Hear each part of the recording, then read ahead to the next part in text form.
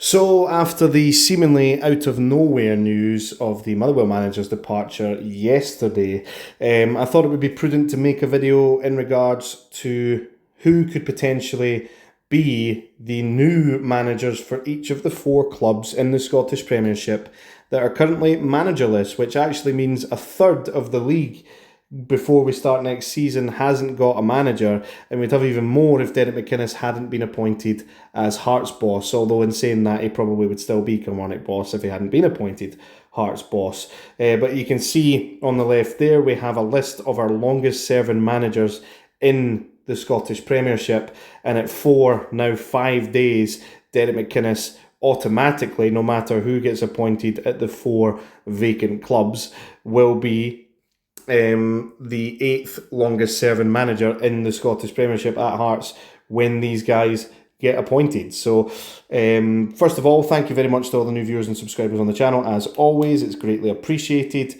And let's get into a little bit of some details of who I think may be the manager at each of the following clubs of Kilmarnock, Dundee, Rangers and Motherwell.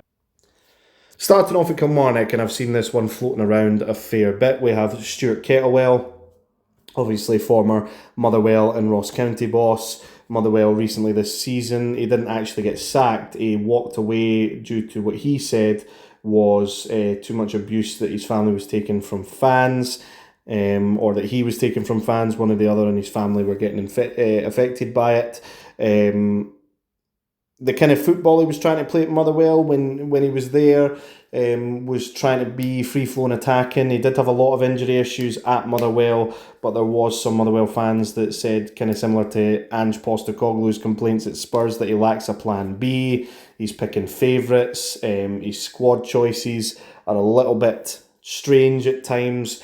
But he does appear to be the kind of standout candidate for the Kilmarnock job at the moment, and it looks like it may be going that way. Do I think he would do well at Kilmarnock? Well, I think he was doing pretty well at Motherwell, so I don't see why he wouldn't do a decent job at Kilmarnock. Of course, Kilmarnock are a wee bit yo-yo at times. Sometimes they're competing for the European places, and sometimes they're just trying to survive. I think one thing that Stuart Kettlewell will try and improve if he does come in is try and improve that dismal away record that Kilmarnock have. It's been their home record the 2 seasons that they've been in contention for relegation that has kept them up, in fairness. So he needs to try and sort out that horrible away record if he does get the job. If it's someone else, we'll see who that ends up being, but in my opinion it looks like Stuart Kettlewell might be the one to get the job. On to Dundee, of course, I was very surprised with Tony Docherty's sacking from Dundee. I know that they had such a big drop-off from last season, but I still think his sacking was harsh. But straight away when he got sacked, and he still is the bookie's favourite, Shawn Maloney.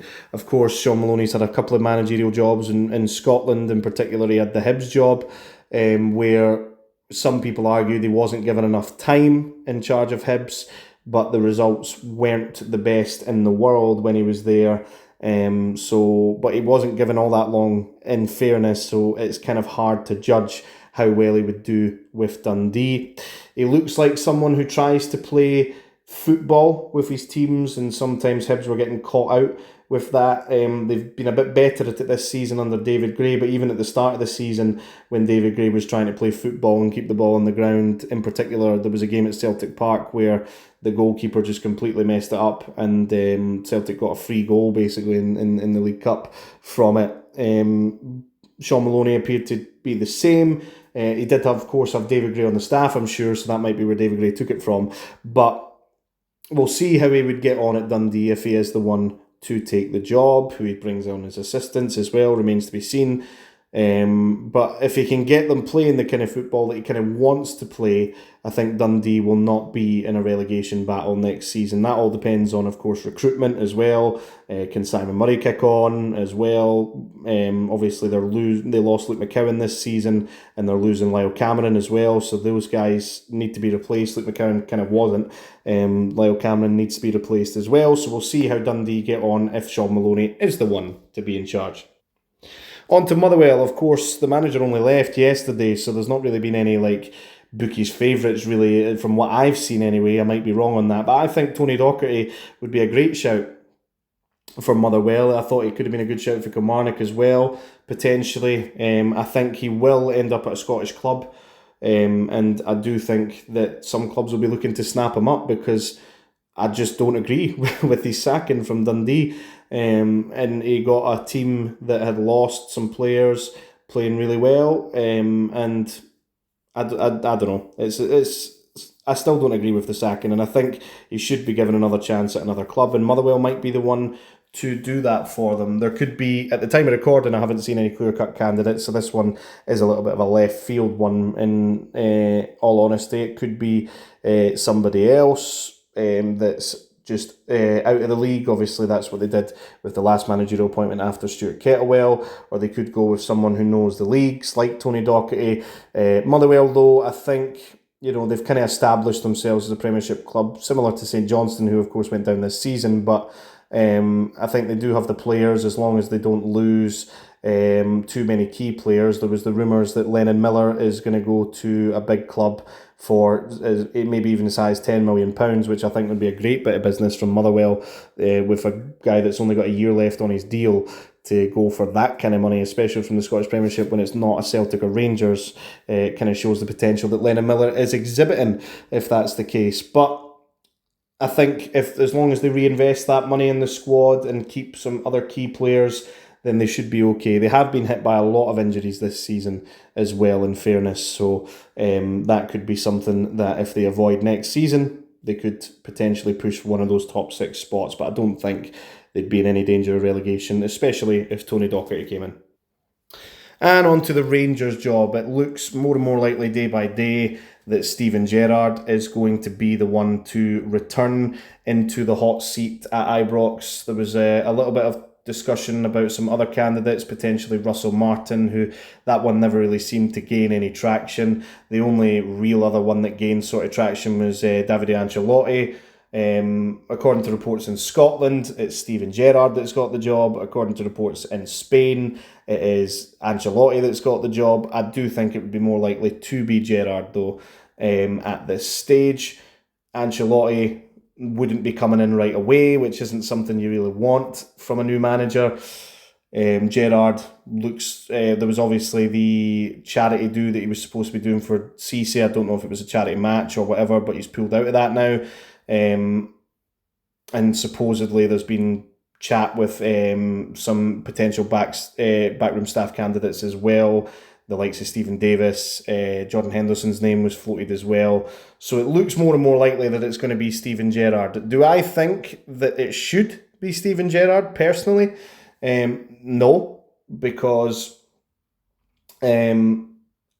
yes, he did win the league in the 55 season for Rangers, unbeaten. But there is the argument of the one trophy in 9. Granted, the team he walked into in the first season, you can't really expect that to compete. Second season, you could maybe argue the same thing. But I always look back at it and go that COVID saved Steven Gerrard's job. He was so close to the sack after that loss to Hamilton, after Celtic dropped points to Livingston on the same night. Losing to Hamilton at Ibrox, there was so much animosity surrounding him and the team. They had a derby fixture coming up, which everybody expected Celtic to walk over Rangers in that game. Of course, the football was called off after that. And you know what? Fair play. They did come back the next again season and win the league comfortably, but they weren't able to kick on from there. Now, again, the argument could be made that he wasn't backed properly, but the gap that he had opened up over Celtic and the amount of Celtic players that were in a transition and getting ready to leave from that point, it shouldn't have been possible for Ange Postecoglou's side to come in, especially after the start that Ange Postecoglou's side had of losing 3 of the opening 6 games, to be able to come back and win the league from that point. Really, it's not good enough. Yes, Gerrard had left by the time that Ange's side did come back, but the writing for me was on the wall at that point. The tide was beginning to turn. The team had started dropping points. Ange had got his men in, and it had started clicking for Celtic. So I think he saw the writing was on the wall, and he decided, let's get out of here while my stock's high. Didn't work out at Aston Villa at all, and it's been made to look even worse since Unai Emery's came in. And then I can't really comment on the Saudi Arabia one, to be fair. I don't really keep up with the Saudi League. But I just think that maybe with the new owners coming in, maybe a bit more ambition could have been shown to pick up somebody like a Marco Rose was a big name. I don't think he would have been the right appointment either, but somebody of a little bit more calibre than Steven Gerrard. It just seems like the easier option to go for him because of the league title that was won. Yes, you could argue that Celtic went backwards with Brendan Rodgers bringing him in, but I think Brendan Rodgers has a bit of higher managerial pedigree than Steven Gerrard does. Say what you want about the Scottish League in terms of Rodgers has only lost one trophy since he's been up here, and it was obviously last season when Celtic got knocked out by Kilmarnock in the League Cup, and he also, again, in his managerial career, he got Swansea promoted to the Premier League at one point. He took an okay Liverpool side, obviously they had Luis Suarez up front, to almost a Premier League title. Yes, he didn't win it, but the man in frame might be to blame for that with his slip.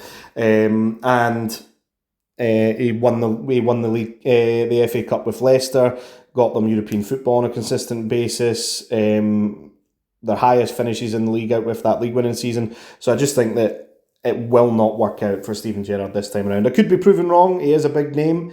He could attract big players to the league with his name, with that being the case, especially with the new ownership if he's backed. But I think the Celtic board this time around will not be complacent, and whatever Rangers spend, Celtic will spend to make sure they stay ahead personally.